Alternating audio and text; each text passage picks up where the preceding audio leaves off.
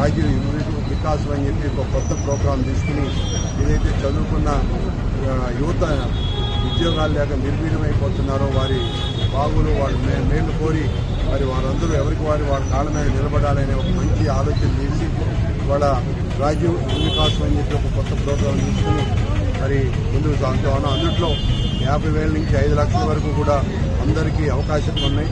మరి వారు ఎంచుకునే మరి అర్హతను బట్టి వారు ఎంచుకునే బిజినెస్ని బట్టి కూడా మరి వాళ్ళకి ప్రోత్సాహం అందిస్తుందని చెప్పి సందర్భంగా తెలియజేస్తా ఉన్నాం. మరి ఈ మధ్య మేము జై బాబు జై భీమ్ జై సంవిధాన్ అనే ప్రోగ్రాం కూడా తీసుకోవడం జరిగింది.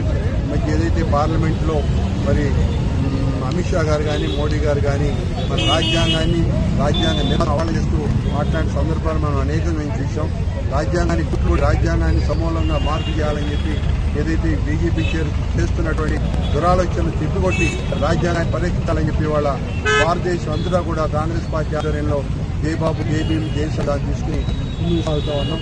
ఈ రకంగా మరి ప్రజలందరినీ కలుపుకుని పేదల సంక్షేమం కోసం వారి అంబేద్కర్ గారి ఆశయాలతో ముందుకు సాగుతామని చెప్పకుండా తిరిగి అవకాశం కలిగిన ప్రతి ఒక్కరికి శుభాకాంక్షలు ధన్యవాదాలు తెలియజేస్తున్నాను.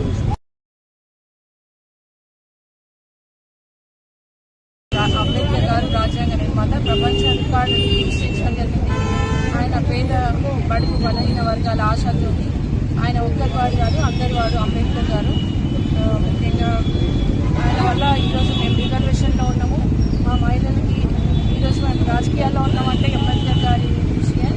అలాంటి పేద బడుగు బలహీన వర్గాల రిజర్వేషన్స్ కోసం కృషి చేసిన అంబేద్కర్ గారు ఎంతో పేరు పెట్టిన విద్యార్థులు. ముఖ్యంగా రాజ్యాంగాన్ని మార్చడానికి బీజేపీ ప్రభుత్వం మారుతున్నారు. మేము ఊరికే పరిస్థితి లేదు.